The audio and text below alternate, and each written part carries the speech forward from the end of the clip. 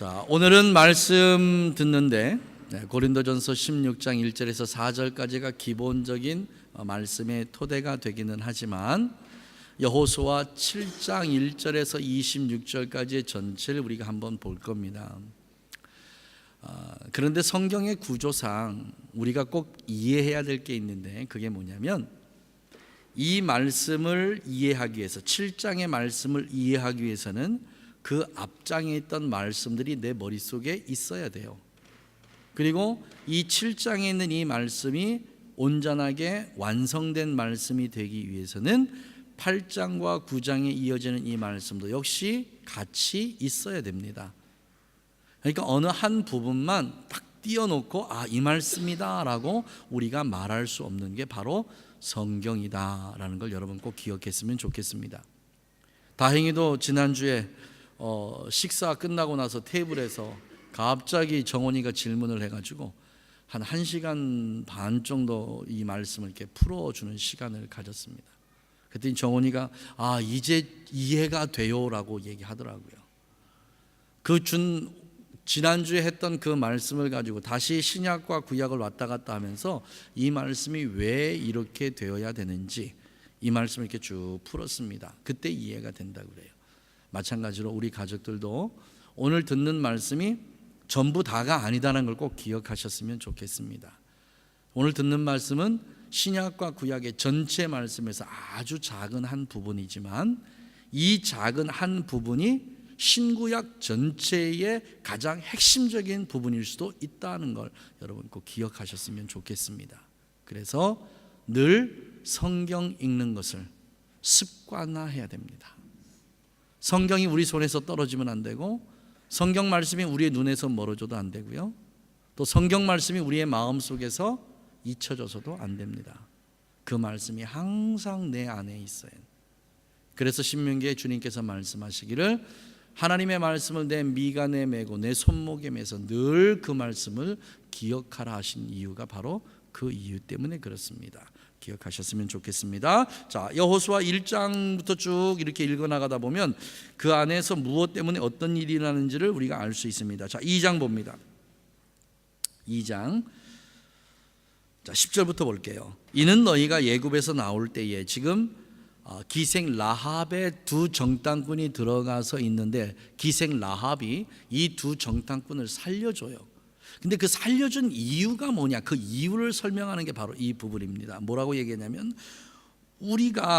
너희가 애굽에서 나올 때 여호와께서 너희 앞에서 자 그러면 이스라엘이 애굽에서 나온 그 애굽에서 출애굽 시켜준 주체가 누구라는 거예요? 그 주체가 누굽니까? 하나님이라는 겁니다. 그러니까 이 라합의 신앙이요 대단한 신앙입니다. 한 번도 하나님을 본 적도 없고 한 번도 하나님에 대해서 들어본 적도 없어요. 그런데 그냥 하나님께서 애굽에서 이들에게 행하셨던 일과 이들과 함께 동행하면서 어떤 일을 하셨는지 이 이야기를 듣고 나서 그냥 믿어버린 거예요. 믿어버려. 대단하지 않아요? 지금 현대인들은요 아무리 믿을 만한 것들을 가져다 줘도 그래도 안 믿어요. 그런데 그냥 이 기생 라합은요 귀로 들었는데 그냥 믿어버려요. 믿어버려. 이 믿음이 이 라합으로 하여금 예수님의 족보에 올라가는 아름다운 믿음을 가진 여인이 되게 합니다. 왜 아멘 안 하세요? 그 믿음입니다. 다른 믿음이 아니라 그 믿음입니다. 그냥 듣는 것 하나 가지고 그냥 믿어버린 믿음. 그 믿음이 어떤 믿음이냐면 홍해의 물을 마르게 하신 것과 홍해의 물이요. 자, 이제 조금 있으면 뒤에 가면 어디 물이 마르죠? 요단강 물이 마르는 일이 나와요. 그러니까 성경은 참 재미있는 구조예요. 앞에서 홍해를 얘기하고 뒤에서 요단강을 얘기해요. 그런데 그 요단강의 물을 마른 걸 보고요 그 주변에 있는 모든 나라들이 또 한 번 놀랍니다. 또 한 번 놀래요. 그러니까 하나님의 일이라는 게 참 이게 우리가 상상하고 생각하지 못하는 그런 일들. 그리고 이 말씀을 읽을 때마다 참 재미가 넘쳐나는 그런 부분들이 있습니다. 또 볼까요? 요단 저편에 있는 아모리 사람의 두 왕 시혼과 오게에게 행한 일, 곧 그들을 전면시킬 일 우리가 들었다 그입니다. 자, 이 두 왕이 어떤 왕이냐면 그때 여호수아가 가나안 땅으로 입성하기 바로 전 그 시기에 그 주변에 가장 강대하게 힘을 떨치고 있던 사람이 누구냐면 바로 시온과 옥이에요.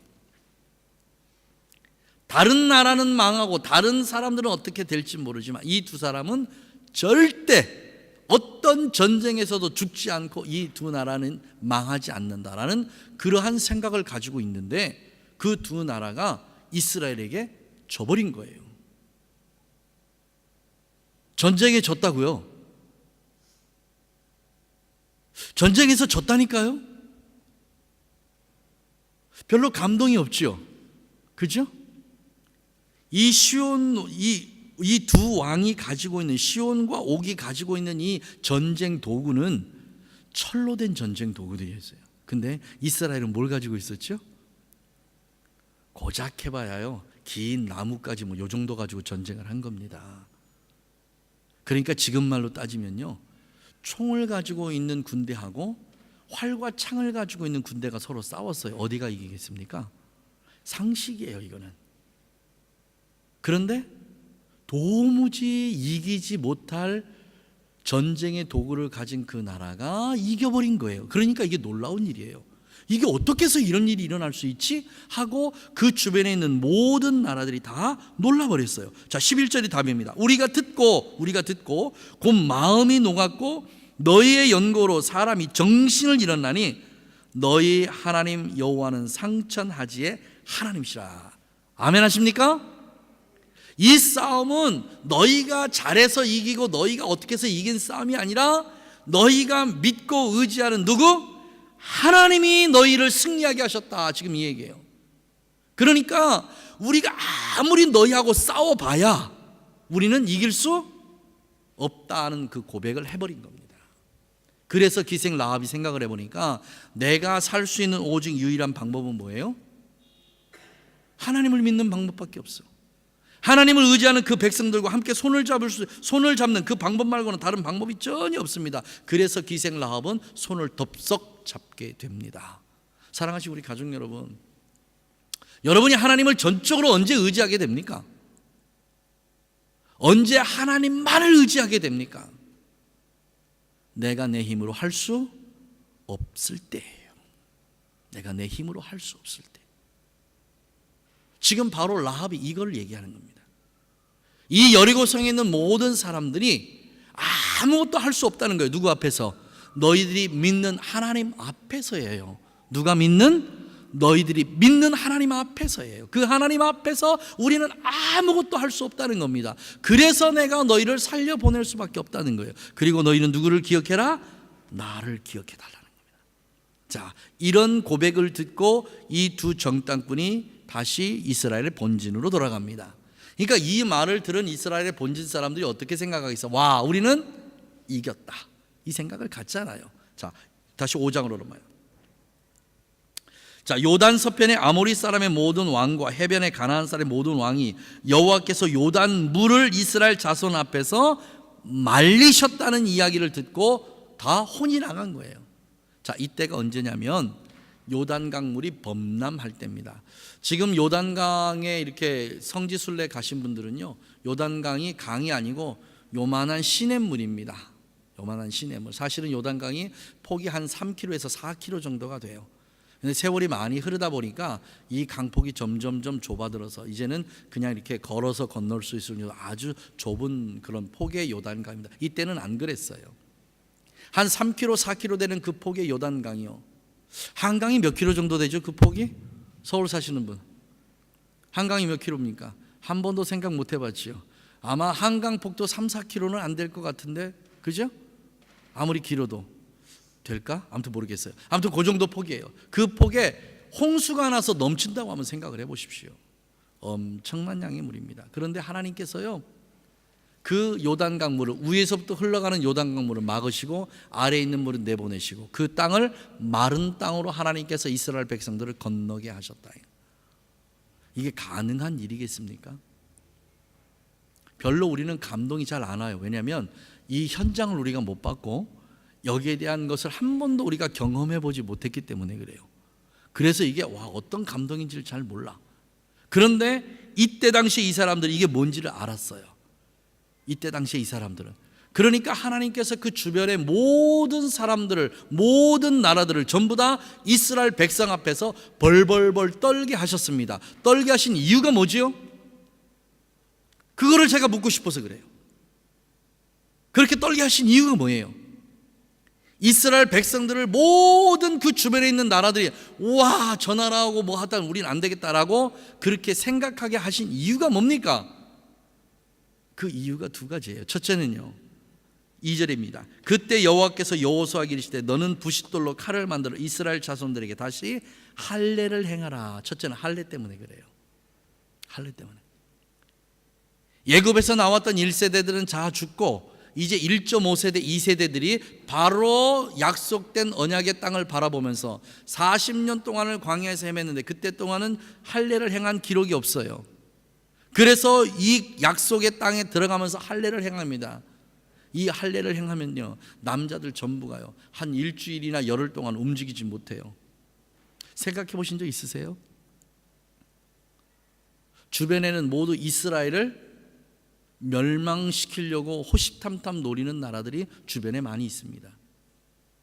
그냥 보통 나라들이 아니라 오늘날 따르면 강대국들이에요. 그 나라들이 이스라엘이 틈만 보이면 어떻게든지 해보려고 하는데 그 광야에서 할례를 행하고 있는 거예요. 이 소식이 주변의 나라들에게 안 전달됐을까요? 그런데도 감히 어떻게 하지 못하는 거예요. 왜요? 그들은 이스라엘을 본 게 아니라 누구를 본 겁니까? 이스라엘 뒤에 계신 하나님을 보는 거예요. 여러분, 이게 우리의 힘입니다. 다른 게 우리의 힘이야. 이게 우리의 힘이라고요. 우리가 힘이 있고 능력이 있습니까? 아무것도 없어요. 세상 사람보다 더 많이 배운 것도 없고 세상 사람보다 더 많이 가진 것도 없어요. 그런데 세상 사람들이 우리를 두려워할 수 있는 무기, 유일무이한 오직 단 하나의 무기는 뭐냐면 우리가 하나님을 전심으로 믿고 의지할 때 그 안에서 나오는 하나님의 힘이에요. 하나님의 능력이라고요.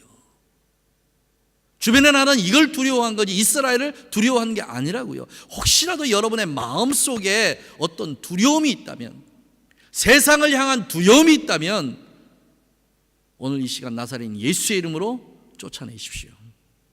그 두려움은 하나님이 주시는 두려움이 아니에요. 사단이 가져가주는 두려움이라고요. 주의 성령이 내 안에 계시고 하나님의 영이 내 안에, 하나님의 나라가 내 안에 있는데 왜 우리가 세상을 두려워합니까? 무엇 때문에 세상을 두려워합니까? 두려워할 이유가 아무것도 없어요. 오히려 세상은 우리를 두려워하는데 왜 우리가 우리를 두려워하는 세상 앞에서 벌벌벌 떨어야 됩니까? 아니라고요. 아니에요. 그 다음에 두 번째입니다. 자, 10절 말씀 봅니다. 이스라엘 자손들이 길갈에 진쳤고 그달 14일 저녁에는 여리고 평지에서 무엇을 지켜요? 유월절을 지킵니다. 이스라엘은 유월절을 지킬 때 아무 일도 하지 않아요. 이때 전쟁이 일어나도 이스라엘은 전쟁에 나갈 수가 없어요. 아무것도 안 합니다. 그냥 유월절을 지킬 뿐이에요. 지켜요. 그냥 그 절기를 지켜야 됩니다. 이게 하나님께서 그들에게 주신 명령이에요. 그러면 할례를 행하고 유월절을 행하면서 하나님께서 이스라엘에게 보여주시고 싶으신 게 무엇일까요? 이거예요. 이거. 나는 너희의 보호자예요. 나는 너를 지키는 자예요. 낮의 해가 너희를 상치 못하고 밤의 달이 너희를 해치 못하도록 내가 너희를 지키고 보호하고 보존하겠다. 이것을 이스라엘 백성들에게 충분하게 보여주고 그 다음에 어디로 보내냐면 여리고성 싸움으로 보냅니다. 이게 하나님의 방법이에요. 이게 하나님의 일하심이라고요. 우리는 생각할 때 하나님께서 아무런 생각 없이 그냥 뭐 어떤 일이든지 톡톡톡 그렇게 하는 것 같지만요, 안 그래요.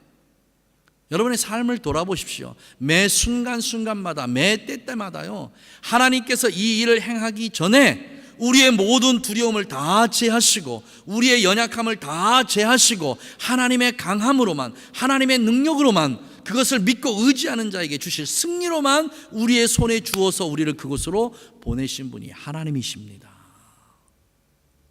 이분이시라고요. 여러분이 이것을 볼 수 있고 느낄 수 있고 깨달을 수 있기를 주님의 이름으로 축복합니다. 그리고 나서 여리고성 싸움으로 나아갑니다. 그런데 여리고성 싸움을 하기 바로 직전에 하나님께서 여호수아를 불러서 이렇게 명하십니다. 오늘 우리가 본 말씀의 가장 핵심적인 말씀 중에 한 말씀입니다. 자, 6장 17절. 6장 17절. 자, 성경을 손에 잡으시고 찾으세요. 함께 저하고 같이 함께 따라옵니다. 6장 17절 같이 읽을게요. 시작. 이 성과 그 가운데 모든 물건을 여호와께 바치되. 다시 한번요. 시작. 이 성과 그 가운데 모든 물건을 누구에게? 여호와께 바치라는 거예요.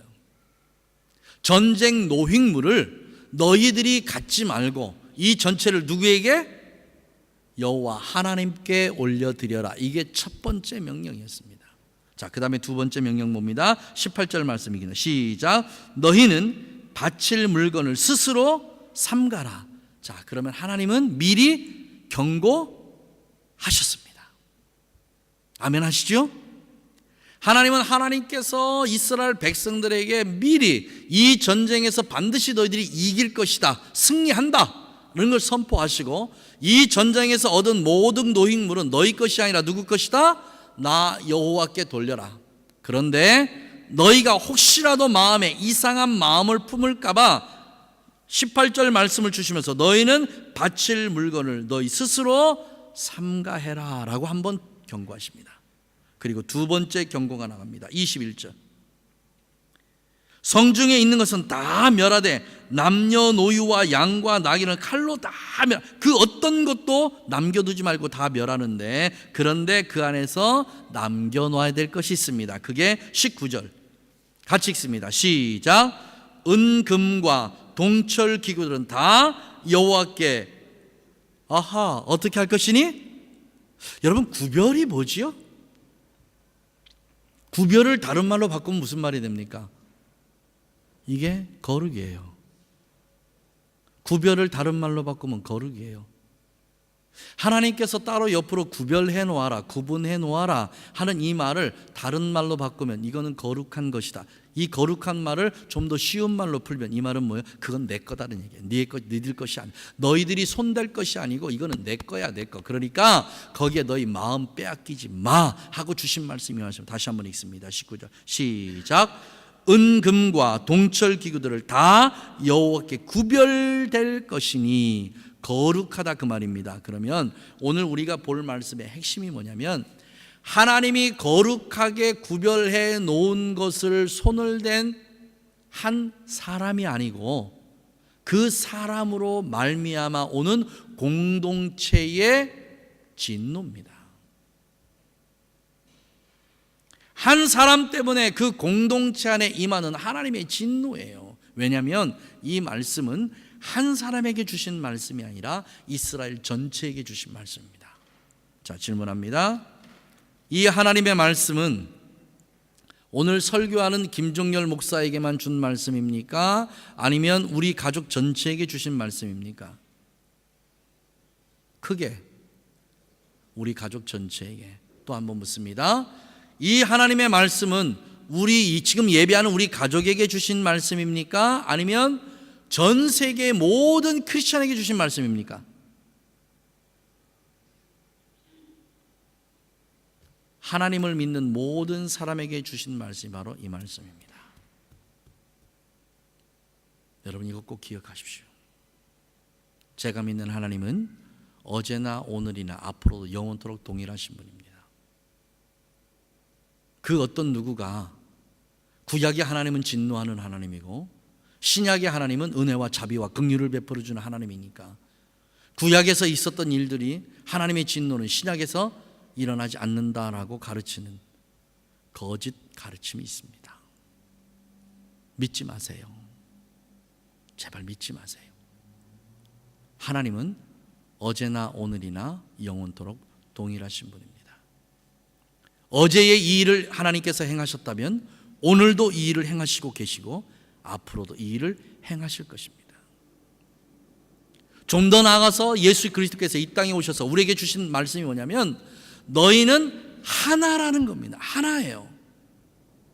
성령께서 사도 바울을 주신 말씀은 더 우리에게 디테일하게 주십니다.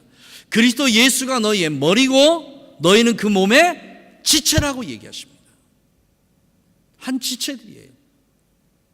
손가락이 이만큼이 잘라져서 손가락 하나 잘라주고 9개가 남았으니까 나는 평안하게 집에서 잠자야지 하고 평안하게 잠을 잘 수 있는 사람이 이 세상에는 아무도 없습니다. 그 고통 때문에 전혀 잠을 못 자요. 그런데 문제가 뭐냐면 예수님을 우리의 머리로 하고 이 교회의 예수님을 교회의 머리로 하고 우리는 그분의 지체인데 그 지체 중에 한 사람이 죄 때문에 병들어서 아파하는데 우리는 그 아픔을 전혀 함께 느끼지 못한다는 거예요. 이게 가장 큰 문제입니다. 우리는 한 지체입니다. 한 공동체라고요. 우리 가족들 중에서 누가 하나 물질 때문이든지 무엇 때문이든지 범죄하면 그 범죄는 한 사람의 범죄로 끝나지 않고요. 우리 가족 전체, 우리 공동체 전체가 다 아파하고 힘들어하는, 고통스러워하는, 이것을 절대 잊어버려서는 안 됩니다. 더 나아가서요, 온 우주적인 교회예요. 온 우주적인 교회, 모든 하나님의 가족들이 누군가 한 사람이 하나님의 말씀에서 어긋나게 살아가면 그 온 우주적인 공동체가요, 다 고통스러워하고 다 아파해요. 다 아파해요. 나 한 사람 때문에, 나 한 사람이 하나님의 말씀대로 살지 못해서, 나 한 사람이 하나님의 말씀대로 순종하지 못했기 때문에 일어나는 전 우주적인 교회의 모든 하나님의 사람들이요, 함께 아파하고 고통스러워해요. 이거를 느껴야 됩니다. 이거를 느끼시는 분이 예수님이셨어요. 이것을 철저하게 느끼신 분이 예수님이셨다고요. 예수님이 그 온 인류의 죄 때문에 얼마나 고통스러워하셨습니까? 겟세마네 동산에서 주님께서 십자가를 놓고 기도하실 때 땀방울이 핏방울이 되도록 기도하셨어요. 얼마나 고통스러우셨으면요. 우리도 그런 고통을 함께 느껴야 돼요. 이 고통을 이 작은 공동체 안에서 느끼지 못한다면요, 더 큰 공동체 안에서는 절대 느끼지 못합니다. 오늘 이 말씀을 주신 이유가 뭐냐면 너희들은 한 지체라는 거예요. 한 지체. 그러니까 죄 짓는 것 정말 두려워하라는 겁니다. 내가 거룩하다고 구별해 놓은 것 절대 손대지 말라는 거예요. 그것 때문에 한 전체 공동체가 얼마나 큰 일을 당하는지 제발 좀 알아달라는 거예요. 제발요. 이거를 마음속에 두고 우리가 7장을 읽어나가겠습니다. 읽습니다. 7장 1절. 이스라엘 자손들이 바친 물건을 인하여 하나님께 범죄하였는데, 자, 이 범죄가 무슨 범죄죠?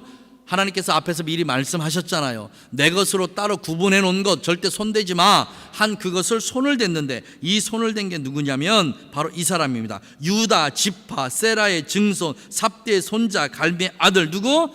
아간. 우리 가족들 성경 읽을 때요, 단어 하나하나 세심하게 보세요. 이 물건을 훔친 건 누가 훔쳤죠? 아간이 훔쳤어요. 근데 하나님은 어디부터 시작합니까?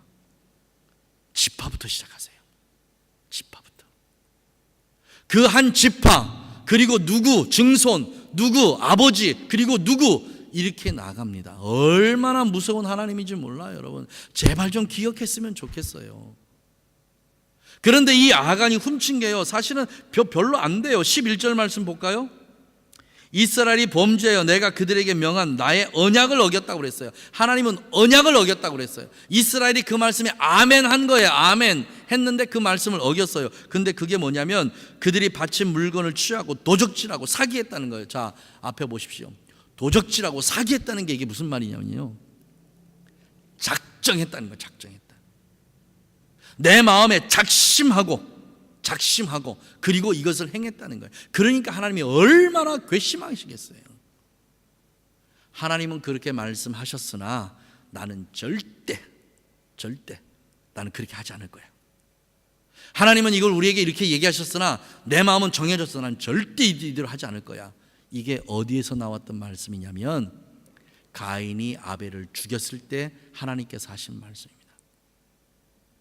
죄의 소원은 내게 있으나 너는 그 죄를 다스릴지냐 한 그 말씀의 전체 의미가 뭐냐면, 가인의 마음속에 아벨을 죽이기로 작정을 했는데 그 작정이 어느 정도의 작정이냐면, 몇 시, 몇 달, 며칠, 몇 시, 몇 분에 내 동생 아벨을 어느 장소에서 불러서 내가 무엇으로 이 아우를 죽일 것이다, 이걸 전부 다 시나리오를 짜놨어요. 하나님이 그 마음을 아신 겁니다. 그리고 하신 말씀이에요. 죄의 소원은 내게 있다는 것. 네가 어떻게 네 동생을 죽일지 살인 계획을 다 정해놓은 건 내가 알아. 그러니까 그거 지금 마음속에서 버려, 이 말씀하신 거예요. 그런데 가인이 이 말씀을요 사기쳤어요. 작정하고 하나님의 말씀을 멀리 해버립니다. 똑같은 얘기예요. 아간의 범죄가 뭐예요? 아간의 범죄가 뭐 그냥 외투 한 벌 훔치고 은금을 훔쳤다, 여러분 이렇게 생각하지 마세요. 사실 이건 별것 아니에요. 뭐가 중요합니까? 아간의 마음속에 내가 하나님을 대적하리라는 마음이 생겨난 거예요. 하나님은 그렇게 말씀하셨지만 나는 절대 어떤 일이 있더라도 나는 하나님의 말씀에 따라가지 않고 나는 내 욕심을 채울 거야 라고 하는 그 생각을 마음에 화끈하게 품고, 그게 범죄한 거예요. 하나님은 이게 미웠던 거예요. 이게 다른 게 아니에요. 다시 한번 강조합니다. 여러분, 죄가 뭐죠? 죄가 뭡니까? 도적질했습니다. 미워했습니다. 시기했습니다. 질투했습니다. 이건 죄의 나무에서 열매는 열매예요. 열매. 진정한 죄의 뿌리는 뭐죠? 로마서 1장 28절에 그들의 마음에 하나님 두기를 싫어한 거예요. 지금 아간이 자기 마음에 하나님 두기를 싫어한 거예요. 하나님 나가세요.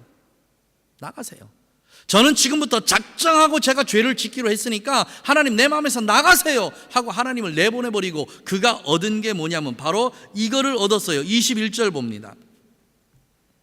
내가 노력한 물건 중에 시날산의 아름다운 외투 한 벌, 은 200세겔, 50세겔 중에 금 한 덩이, 요거예요. 요거 뭐 많이도 아닙니다. 딱 요거예요. 자, 그러면 시날산 외투가 어디, 시날이 어디입니까? 그거부터 물어봅시다. 시날이 어디예요? 시날, 쉽게 얘기하면 바벨론입니다.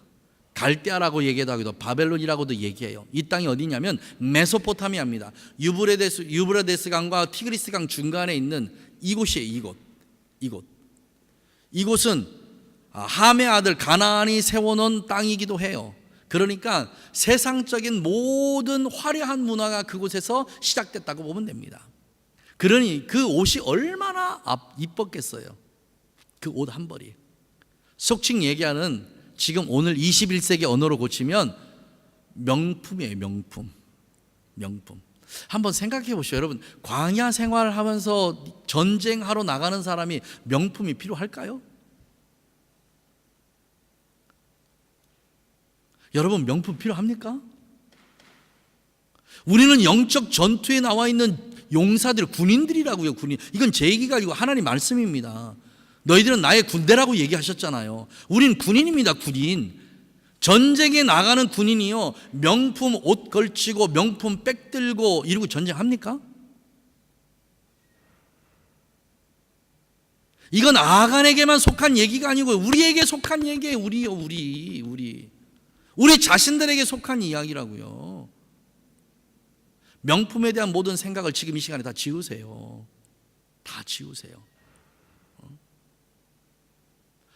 구찌 이러지 말라고요.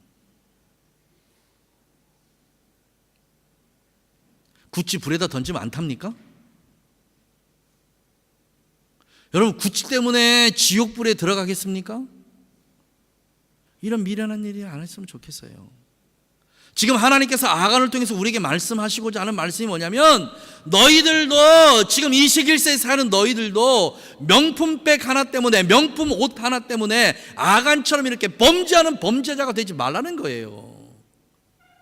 이걸 우리의 마음에 지금 가져야 된다고요. 아간이 뭐 훔쳤대, 이게 중요한 게 아니야. 아간은 죽고 끝나버렸어요. 그럼 쏘와, 우리에게 하나님께서 뭘 말씀하시고 싶으신 거예요 지금?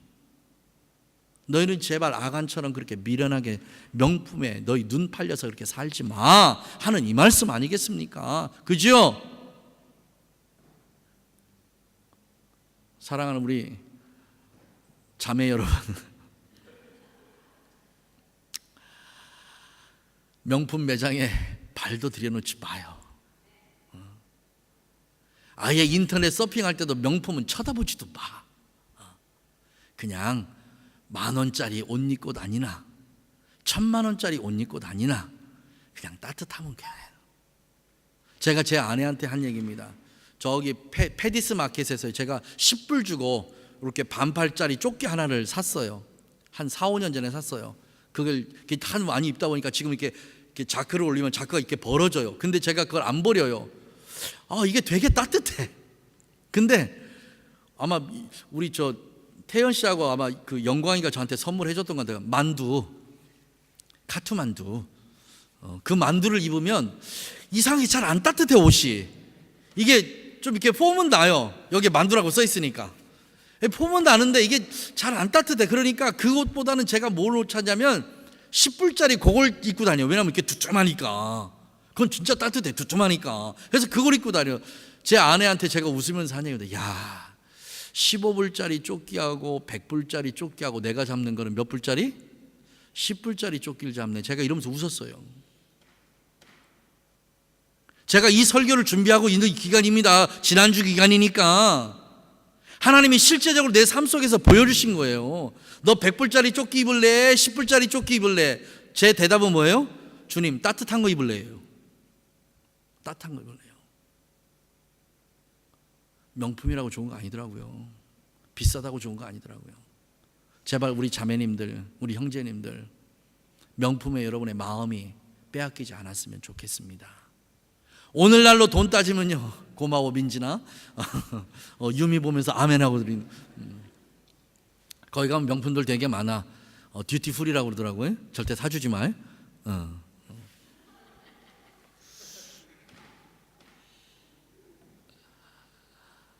이게 오늘날 가격으로 따지면요, 한 2천만 원 정도 가는 가격이래요. 한 2천만 원. 이러시는 분은 이 옷을 본 적이 아마 있으신가 봐. 저는 2천만 원짜리 옷을 본 적이 없어요. 기껏 해봐요 뭐 20만 원짜리 옷이지. 이게 한 2천만 원 된대요.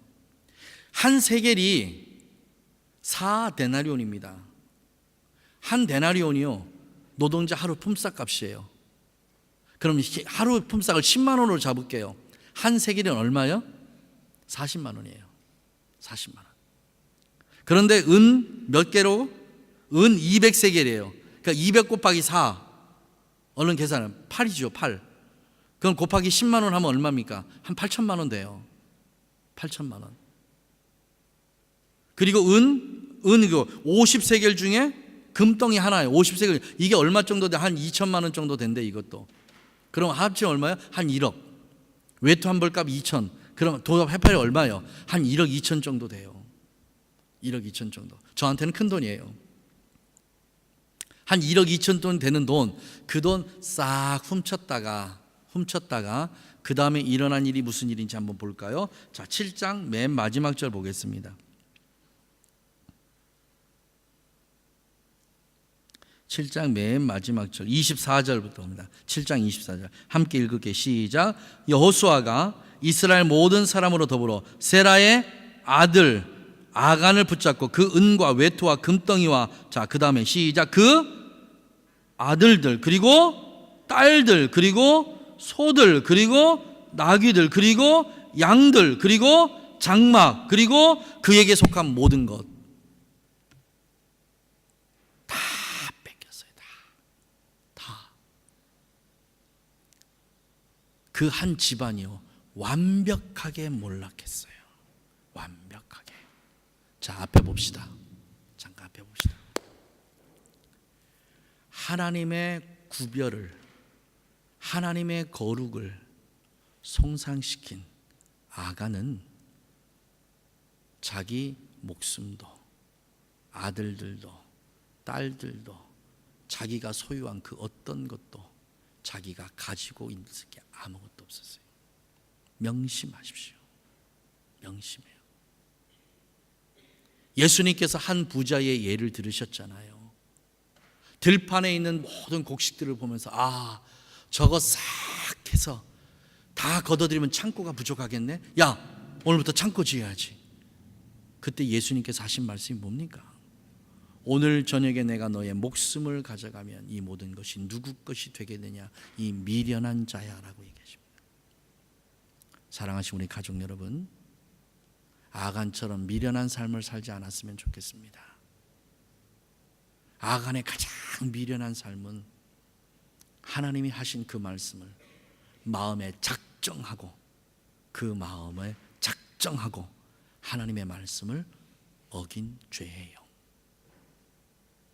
외투 한 벌, 은덩이 하나, 금덩이 하나, 이게 중요한 게 아니에요. 그 마음에 벌써 하나님의 이 말씀을 내가 작심하고 작정하고 이 말씀을 내가 지키지 않겠다고 마음에 굳은 결심했던 이 아간의 이 마음, 이 강팍한 마음, 탐심 어린 이 마음이 그의 가족을 완벽하게 몰락시키는 게 되죠. 하나님은 오늘 우리 가족들에게 이것을 말씀해 주고 싶으신 거예요. 나의 사랑하는 자녀들아, 내가 너에게 무슨 말을 할 때, 내가 너에게 어떤 말씀을 전할 때 너의 마음을 강팍하게 하지 말라는 거예요. 너의 마음에 작심하고 내 말을 반대하지 말라는 거예요. 너의 마음에 가질 오직 하나는 어떻게 하면 이 말씀에 내가 순종하고 순복하는 삶을 살 것인가, 이거를 근심하고 걱정하고 염려하는 거예요. 명심하시기 바랍니다. 명심하기 바랍니다. 하나님, 나는 아간과 같은 그런 삶을 살지 않겠습니다. 나는 아간처럼 그렇게 미련한 마음을 품지 않겠습니다. 그렇게 결단하는 오늘 이 시간 되기를 주님의 이름으로 축복합니다. 기도하겠습니다. 하나님 감사합니다. 오늘 우리에게 이 아간의 일을 통해서 우리가 하나님 앞에 어떤 마음을 가지고 믿음 생활을 해야 되는지, 어떤 생각을 가지고 믿음 생활을 해야 되는지 이것을 알게 하셔서 감사합니다. 사랑하는 우리 가족들에게 이 아간의 이 일이 우리에게 좋은 본보기가 되어서 우리는 절대로 하나님의 말씀에 반대하는 삶을 살지 않도록 역사하셔서 나와 우리 자녀들과 그리고 내게 속한 모든 것들이 하나님께 복을 받는 은혜가 있도록 역사하여 주옵소서. 감사하며 예수님의 이름으로 축복하고 기도하옵나이다. 아멘, 아멘, 아멘.